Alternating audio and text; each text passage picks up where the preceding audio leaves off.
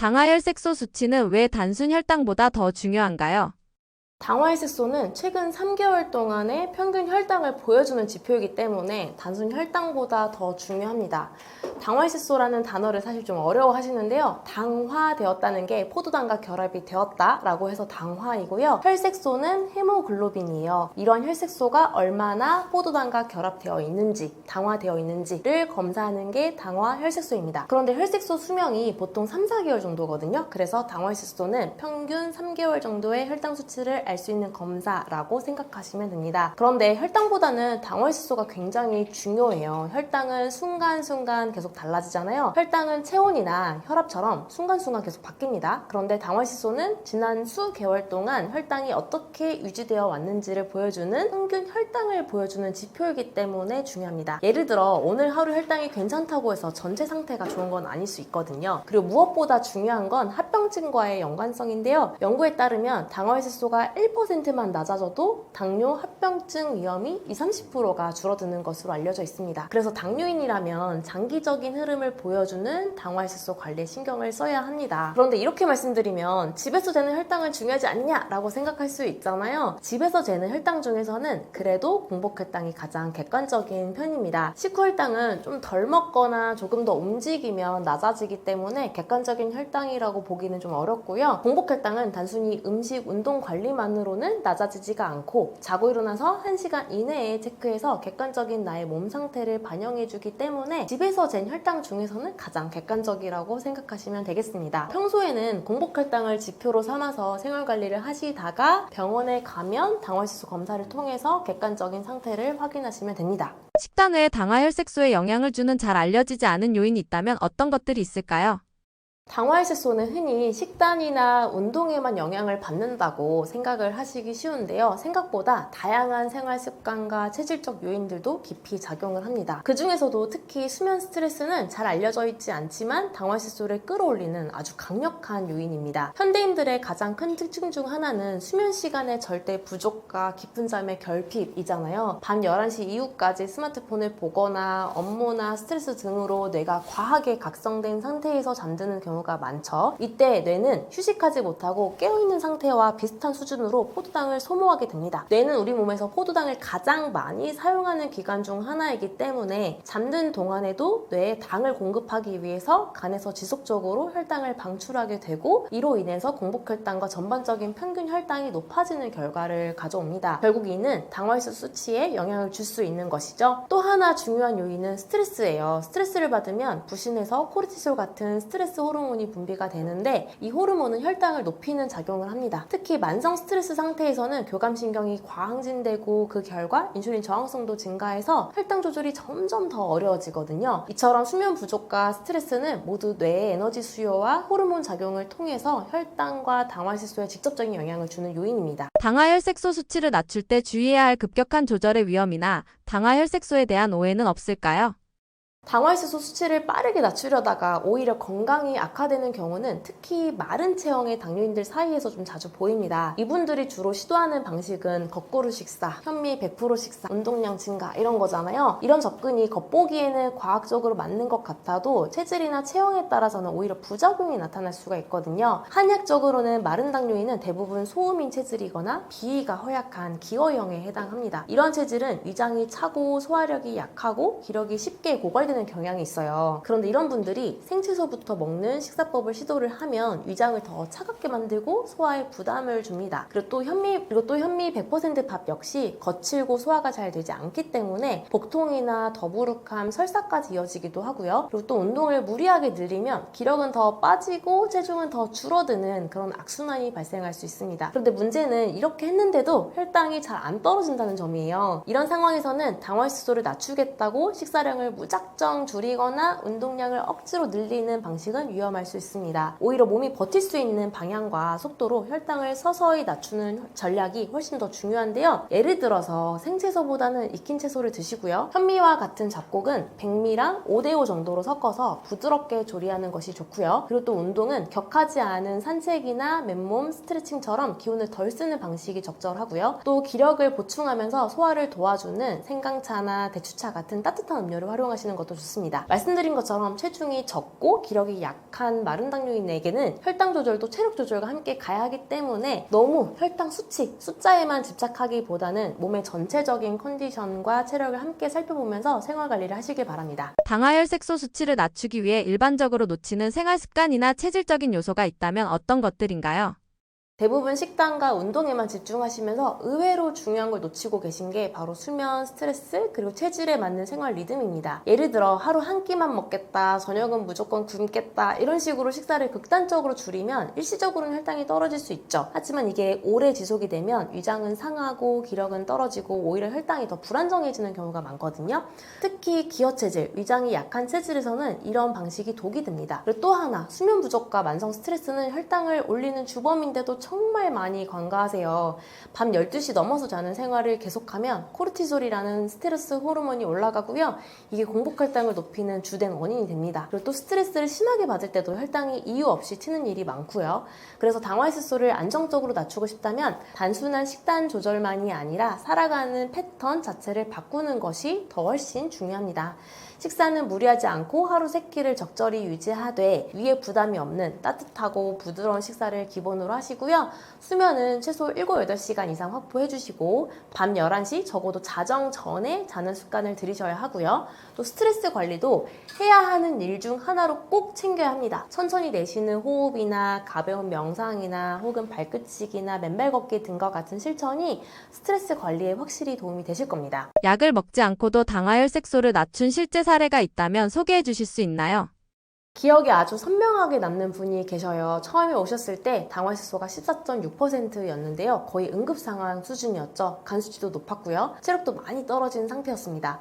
이분 생활 패턴에 맞는 음식 관리랑 운동을 알려드리고 몸 상태에 맞는 한약을 처방했는데요. 4개월 만에 당화혈색소가 5.3%까지 내려갔습니다. 당뇨약 내알은 중간에 완전히 끊으셨고요. 당뇨 졸업을 하신 거죠. 무엇보다 인상이 깊었던 건 단순히 당뇨만 졸업한 게 아니라 여러 가지 면에서 건강해졌다는 점이에요. 피부도 맑아지고 에너지도 회복되고 우울감도 줄었다고 말씀을 하셨습니다. 당뇨를 졸업하는 게 사실 단순히 혈당만 낮아지는 게 아니라 몸 전체가 회복하는 것임을 알게 해준 사례여서 특별히 더 기억에 남고요. 또 서울 성북구에 사시는 70대 환자분은 고령임에도 불구하고 당뇨 졸업에 도전하시더니 당화혈색소가 12.4%에서 5.3%까지 낮아져서 당뇨를 졸업하고 건강을 되찾으셨고요. 10년 된 당뇨를 졸업했던 분도 기억에 남는데요. 당뇨가 오래돼서 치료가 엄청 오래 걸릴 거라고 말씀드리고 그렇게 저도 생각을 하고 있었는데 10년 된 당뇨를 단 7개월 만에 졸업한 분도 있었습니다. 당뇨를 졸업한 분들의 공통점은 우선 당뇨를 졸업할 수 있다는 강한 믿음과 의지가 있었고요. 그리고 당뇨를 졸업하기 위해서 몰입한 상태에서 생활관리를 해주셨고요. 또 필요한 부분에 있어서는 한의학적 치료의 도움을 받았다는 것입니다. 식후 혈당이 정상이더라도 당화혈색소 수치가 높게 나오는 경우가 있는데 그 이유는 무엇인가요? 식후 혈당이 잘 나온다고 안심했다가 정작 당화혈색소 수치는 높게 나오는 경우가 의외로 많죠. 이럴 때는 첫 번째로 고려해야 될 점이 바로 식후 혈당은 순간적인 수치일 뿐 몸의 전반적인 대사 상태를 제대로 반영하지 못할 수 있다는 사실입니다. 예를 들어 어떤 분은 식후 혈당을 낮추기 위해서 식사를 평소보다 과도하게 줄이거나 식사 직후에 일부러 무리해서 운동을 하기도 하죠. 이런 방법을 쓰면 측정 당시의 식후 혈당은 비교적 낮게 나올 수 있는데요. 이는 일종의 눈속임 수치에 가깝습니다. 실제로는 식후 혈당이 잠시 낮아졌다가 이후 몇 시간 동안 천천히 오르거나 아니면 야간에 다시 상승하는 등 평균 혈당이 높게 유지되는 경우가 많기 때문입니다. 두 번째로는 기초대사량이 낮은 경우가 있어요. 기력이 약하거나 활동량이 적은 고령자나 마른 체형, 갑상선 기능이 저하된 분들은 식후 혈당을 태우는 에너지 대사가 충분히 이루어지지 않습니다. 그래서 혈당이 급격히 오르거나 떨어지지 않고 천천히 오르고 천천히 떨어지는 완만한 곡선을 그리면서 오랜 시간 혈당이 높게 유지되는 패턴이 생기는 것이죠. 이런 패턴은 식후 혈당 측정에서는 잘 드러나지가 않는데 당화혈색소 수치에서는 큰 영향을 미칩니다. 또 세 번째는 혈당 스파이크의 간헐적 존재입니다. 하루 중 특정 시간대, 예를 들어 식후 1시간 반이나 2시간쯤에 혈당이 급격히 오르는 순간이 반복될 수 있는데요. 이처럼 일시적으로 튀는 혈당만으로도 당화혈색소는 올라갈 수 있습니다. 문제는 이런 혈당 스파이크가 하루 한두 번만 나타나도 평균 혈당 수치를 끌어올릴 수 있다는 점이고요. 또 하루 한두 번만 혈당을 재는 방식으로는 이런 이런 급등 패턴을 포착하기가 어렵다는 것이죠. 그래서 환자 입장에서는 분명히 난 잘하고 있는데 왜 당화혈소가 높게 나왔지? 라는 당혹감을 느끼기 쉬운 상황이 되는 것입니다. 하지만 공복혈당은 식후혈당보다 객관적인 편이에요. 저녁에 열심히 운동하고 잤는데 다음날 공복혈당이 떨어지지 않아서 실망했던 경험이 있을 거예요. 공복혈당은 단순히 음식, 운동 관리만으로는 낮아지지 않거든요. 공복혈당은 자고 일어나서 1시간 이내에 체크해서 객관적인 나의 몸 상태를 반영해주기 때문에 집에서 잰 혈당 중에서는 가장 객관적인 혈당입니다. 평소에 공복혈당을 달력에다 적고 탁상 달력에다가 적으시고 왜 높은지 왜 낮은지를 스스로 관찰하면서 공복혈당 달력을 작성을 한번 해보시고요. 공복혈당이 낮았을 때 했었던 생활 관리들을 더 열심히 해보세요. 관찰과 실천 이렇게 두 가지만 잘 하셔도 당뇨 졸업이 가능합니다. 실제 당뇨 졸업했던 분들이 꼽는 가장 강력한 당뇨 졸업 꿀팁이기 때문에 여러분도 실천해보시길 바랍니다. 당화혈색소 수치가 정상으로 돌아왔다면 그 다음 단계에서는 무엇을 관리해야 하나요? 당화혈소 수치가 정상으로 돌아왔다는 건 당뇨 졸업을 향한 매우 중요한 관문을 통과했다는 의미죠. 하지만 진짜 졸업은 여기서부터 시작입니다. 이제부터는 정상 수치를 유지하는 것이 아니라 그 수치를 가능하게 만든 몸의 기능과 생활 패턴을 지속 가능한 방식으로 굳히는 것이 핵심입니다. 그래서 저는 당화혈소가 정상으로 돌아온 이후에 3가지 생활관리 원칙을 80% 이상 유지할 것을 권장하고 있는데요. 우선 첫 번째는 저녁 식사 후에 3-4시간 금식이에요. 졸업 이후에도 이 원칙은 무조건 지켜야 할 습관입니다. 저녁을 먹고 나서 위장이 비워진 상태로 잠자리에 들어야 소화기 회복도 이루어지고요. 수면도 깊어집니다. 저도 지금도 실천하고 있는 게 바로 저녁 식사 후 3-4시간 금식인데요. 주의할 점은 이 시간 동안 과일, 견과류 등 어떤 음식도 섭취하지 않는 완전한 금식이라는 점입니다. 물 외에는 다 안 된다고 생각하시고 실천을 해보시고요. 이 습관 하나만 제대로 지켜도 밤사이 혈당 스파이크와 아침 공복혈당의 불안정을 막을 수 있습니다. 두 번째는 밤 11시 이전 취침과 7시간 이상의 수면입니다. 당뇨 졸업 이후에도 인슐린 저항성을 낮추고 혈당을 안정시키기 위해서는 수면의 질이 매우 중요해요. 수면이 부족하면 스트레스 호르몬이 분비가 돼서 혈당이 올라가는 구조이기 때문에 단지 잠을 자는 것이 아니라 정해진 시간에 푹 자는 것이 중요합니다. 실제로 졸업자들이 작성하는 공복혈당 달력을 보면 수면 패턴과 공복혈당이 밀접하게 연결되어 있는 것을 확인할 수가 있거든요. 저녁 금식과 수면만 잘 지켜도 몸이 당뇨를 다시 불러들이지 않도록 방어할 수 있을 거예요. 그리고 세 번째, 졸업 이후에는 당장 수치 반응을 기대하며 하는 운동보다는 지속 가능한 루틴으로 몸의 회복을 돕는 운동이 중요합니다. 나에게 맞는 시간대, 나의 체력에 맞는 강도 꾸준히 실천할 수 있는 종류로 잡는 것이 핵심입니다. 마지막으로 공복혈당 달력 작성은 졸업자들이 공통으로 꼽는 최고의 습관이거든요. 졸업 이후에도 일주일에 한두 번이라도 공복혈당을 관찰해 주시고 내 몸의 리듬과 생활 습관이 어떤 영향을 주는지 계속 기록하고 분석하고 다시 관찰하고 실천하고 이렇게 해서 당뇨로 회귀하지 않도록 방패가 되어줄 거기 때문에 혈당 달력도 공복혈당 달력도 일주일에 한두 번이라도 체크를 해보시고요. 공복혈당 달력도 일주일에 한두 번이라도 꼭 작성을 해보시길 바랍니다. 결국 당화혈소 정상화 이후의 관리는 단순한 유지가 아니라 몸이 스스로 혈당을 안정시키는 상태를 굳히는 겁니다. 당뇨는 수치가 아니라 기능의 질병이라는 점을 기억하시고 그 기능을 지켜주는 루틴을 몸에 새겨넣는 것이 진짜 졸업입니다. 당뇨는 졸업이 가능한 병일까요? 많은 분들이 당뇨는 한 번 걸리면 낫지 않는다, 평생 관리해야 한다 이렇게 생각하시잖아요. 그런데 실제 당뇨를 연구하고 치료해본 결과 당뇨는 졸업이 가능한 병입니다. 또한 당뇨는 꼭 졸업해야만 하는 병이기도 한데요. 하나하나 설명해 드릴게요. 의학적으로는 당뇨 졸업이라는 용어 대신에 당뇨 관해라는 용어를 써요. 이거는 당뇨약을 복용하지 않는 상태에서 6개월 이상 당화혈색소가 6.5% 미만으로 유지되는 상태를 뜻합니다. 최근 5년 동안 전 세계적으로 당뇨 관해를 연구한 논문만 1,300편이 넘더라고요. 그 중에 가장 대표적인 연구들인 다이렉트 연구나 룩 어헤드 연구 등 여러 논문들을 살펴보면 생활습관 개선과 체중 감량을 통해 당뇨 관해가 가능하다는 결과가 밝혀졌습니다. 또한 실제 임상에서도 고령임에도 불구하고 그리고 또는 당뇨가 오래됐음에도 불구하고 당뇨를 졸업하겠다는 의지를 가지고 당뇨를 치료한 결과 당뇨약을 끊고 당뇨를 졸업한 분들이 정말 많았고요. 당뇨 초기이거나 비교적 젊은 분들이라면 당뇨 졸업이 훨씬 더 빠른 편입니다. 당뇨 졸업을 위해 10% 체중 감량이 중요한 이유는 무엇이며 이를 안전하게 실현하기 위한 식사 습관이나 운동법이 있다면 어떤 것이 있을까요? 의학적으로는 당뇨 관해라고 부른다고 말씀드렸잖아요. 지금까지 발표된 여러 연구들을 보면 체중을 감량할수록 당뇨 관해율이 분명히 높아지는 경향이 있어요. 특히 비만형 당뇨인의 경우에는 자신의 체중에서 10% 정도만 감량을 해도 췌장의 인슐린 분비 기능이 개선되고 간과 근육의 인슐린 저항성도 줄어들면서 당화질소가 유의하게 떨어지는 효과가 나타납니다. 대표적인 예로는 영국의 다이렉트 스터디라는 게 있는데 체중을 10kg 이상 감량한 환자들 절반이 당뇨 관해에 도달했다는 결과도 있거든요. 그래서 당뇨 졸업을 원하신다면 자신의 체중의 약 7에서 10% 정도 감량하는 거를 1차 목표로 잡는 게 아주 중요합니다. 그런데 이걸 실천하려면 또 체질도 고려하긴 해야 돼요. 특히 기어 체질, 즉 우리가 얘기할 때 체력이 약하고 소화 기능도 약한 그런 마른 당뇨인들이 있잖아요. 이런 분들의 경우에는 무조건 음식량을 줄이거나 운동을 과하게 늘리면 오히려 기운이 빠지고 체중은 줄고 그런데 우리가 원했던 혈당은 더 안 잡히는 그런 악순환이 생길 수 있거든요.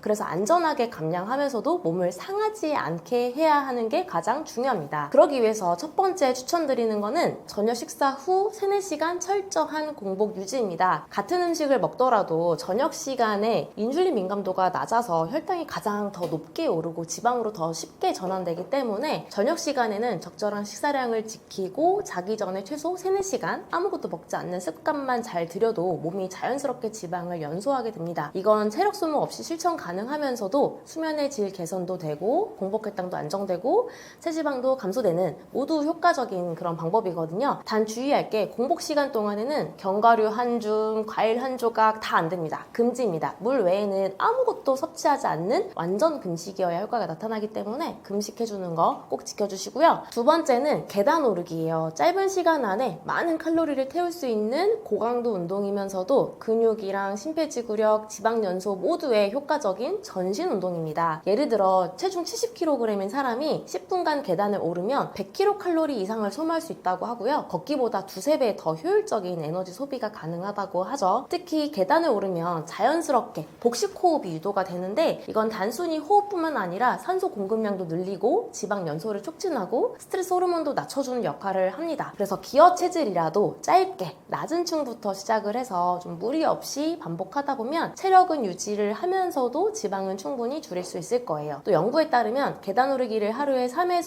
5분 정도 좀 나눠서 자주 하는 것만으로도 체지방률, BMI, 허리 둘레를 낮추는데 분명한 누적 효과가 나타났는데요. 오늘부터 엘리베이터 대신 계단이라는 원칙만 잘 지켜도 체중 감량에 큰 도움이 될 수 있을 거고요. 이를 통해 당뇨 졸업도 이룰 수 있을 겁니다. 당뇨를 뿌리 뽑기 위해 가장 먼저 점검해야 할 몸의 신호는 무엇인가요?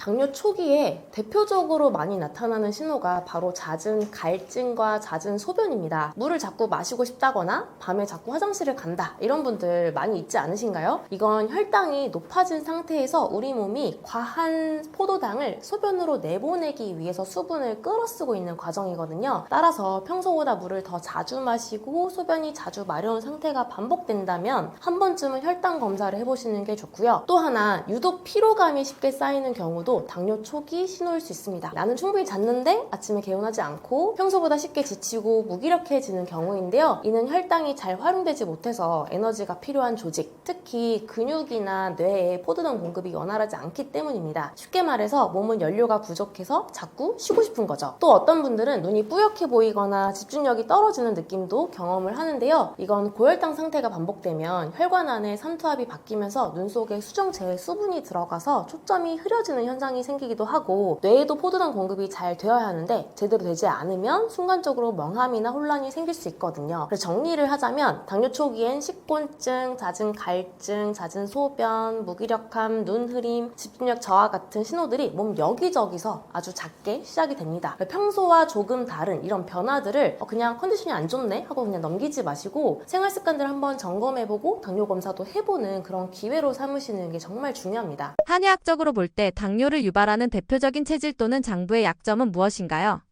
혈당 조절과 가장 관련 있는 장기가 바로 간, 심장, 소화기 이렇게 3가지인데요. 우선 간은 포도당을 직접 저장했다가 방출하기 때문에 혈당을 조절해주는 대표 장기입니다. 그리고 소화기는 음식 대사에 관여를 하죠. 그래서 특히 식후 혈당과 관련이 깊고요. 심장이 조금 생소할 수 있는데 심장이 약하면 걱정이 많고 불안이 많은 편이라서 스트레스에 취약해지고 수면이 불량해지기 쉬워서 혈당이 잘 안 잡힙니다. 그래서 한의학적으로 당뇨 치료를 할 때는 우선 3가지 장기 중에 어떤 장기에 문제가 있는지를 찾는데요. 실제 임상에서는 안타깝게도 한 가지 문제만 있는 게 아니라 복합적인 경우가 많긴 합니다. 이렇게 3가지 장기 중에 기능이 저하된 장기를 찾아서 해결해주는 게 한의학적 당뇨 치료의 노하우라고 볼 수 있는데요. 어떤 장기에 문제가 있는지 여러분 스스로 체크할 수 있는 방법을 좀 알려드릴게요. 만약 간 때문에 당뇨가 왔다 그러면 간 기능 저하로 인한 여러 증상들이 함께 있을 수 있습니다. 예를 들면 눈이 쉽게 충혈된다든지 손톱이 거칠어지고 세로줄이 생긴다든지 아니면 아시안 플러시라고 해서 술 한 잔만 마셔도 얼굴이 확 빨개지는 게 있거든요. 그런 증상이 있다든지 아니면 다리에 종아리에 쥐가 난다든지 하는 이런 증상이 간 기능 저하임을 보여주거든요. 또 심장 기능 약한 분들은 평소에 걱정이 많고 불안한 편입니다. 작은 일에도 가슴이 두근대거나 잘 못 자는 경향이 있어요. 스트레스에 취약하고 그러다 보니까 수면에도 영향을 주는 거죠. 마지막으로 소화 기능이 좋지 않으면 밥을 먹고 나서 가스가 차거나 더부룩하거나 속이 쓰리거나 특히 점심 먹고 식곤증이 있거나 이런 증상이 있습니다. 문제는 소화 기능이 별로 좋지 않은데 우리 현미 좋다고 현미가 혈당 지수가 낮잖아요. 그래서 무작정 현미만 100% 넣어가지고 밥을 지어 먹는 분들 꽤 많거든요. 기억에 남는 분이 있는데 최근에 소화 기능이 약한 분이 오셨어요. 그런데 이분도 현미밥 100%를 드시길래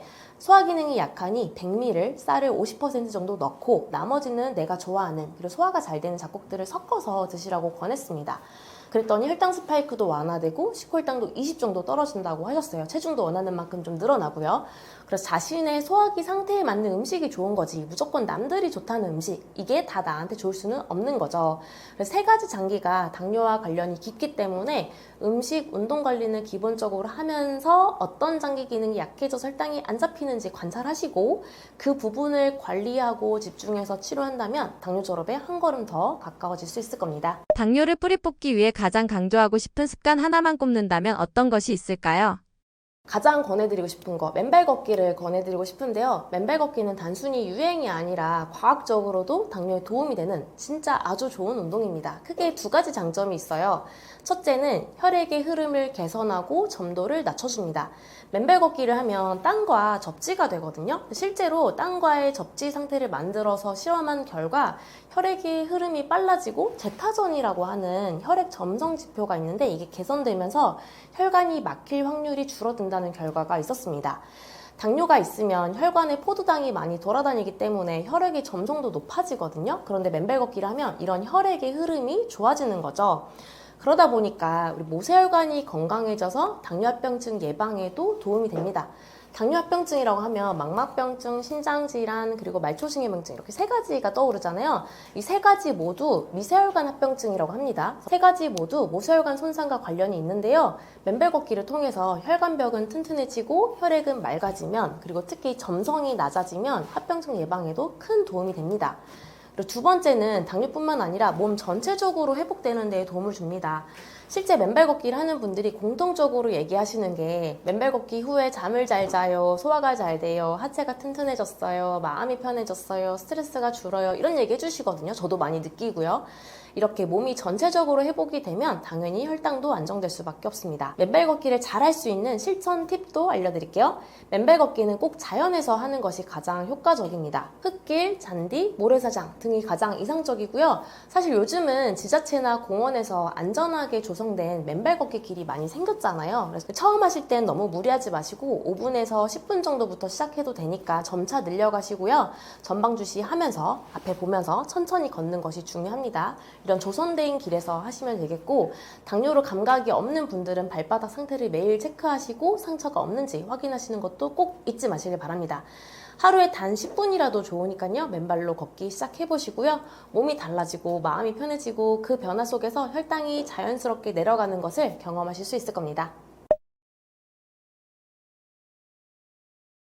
당뇨는 평생 관리하는 병이 아닙니다. 졸업할 수 있는 병입니다. 그리고 졸업을 해야 하는 병이기도 합니다. 단 한 번이라도 졸업을 하면 심장질환 위험 40% 그리고 콩팥질환 위험은 33%가 줄어든다는 사실은 이미 연구로도 입증이 됐습니다. 당뇨를 그냥 관리만 하다가 합병증을 기다릴 게 아니라 지금 당장 졸업에 도전해야 하는 이유입니다. 건강상의 이득이 훨씬 더 크기 때문이죠. 또한 당뇨를 졸업한 분들은 혈당뿐만 아니라 소화나 수면, 피로, 변비 같은 전반적인 건강이 회복되고 회복되는 경험을 하십니다. 진짜 건강으로 가는 길, 저는 당뇨 졸업이 유일한 해답이라고 확신합니다. 그 시작은 거창할 필요가 없습니다. 오늘 저녁부터 저녁 식사 후 3-4시간 금식, 이것만 실천해보세요. 그 작은 변화 하나가 내일의 공복혈당을 바꾸고 인생을 바꾸고 졸업을 만들어줄 겁니다. 당뇨는 평생 관리하는 병이 아닙니다. 당뇨는 졸업 가능한 병입니다. 지금 도전하시고요. 우리나라 600만 당뇨인이 모두 당뇨를 졸업하는 그날까지 저도 함께 연구하고 노력하겠습니다. 그리고 한약적 치료가 필요하시다면 당고만의원을 찾아주시고요. 당뇨에 대한 정보는 당뇨스쿨 유튜브 채널을 통해서 일주일에 3번씩 업로드되고 있기 때문에 당뇨에 대한 모든 정보는 당뇨스쿨을 통해서 편하게 시청하시면 되겠습니다. 감사합니다.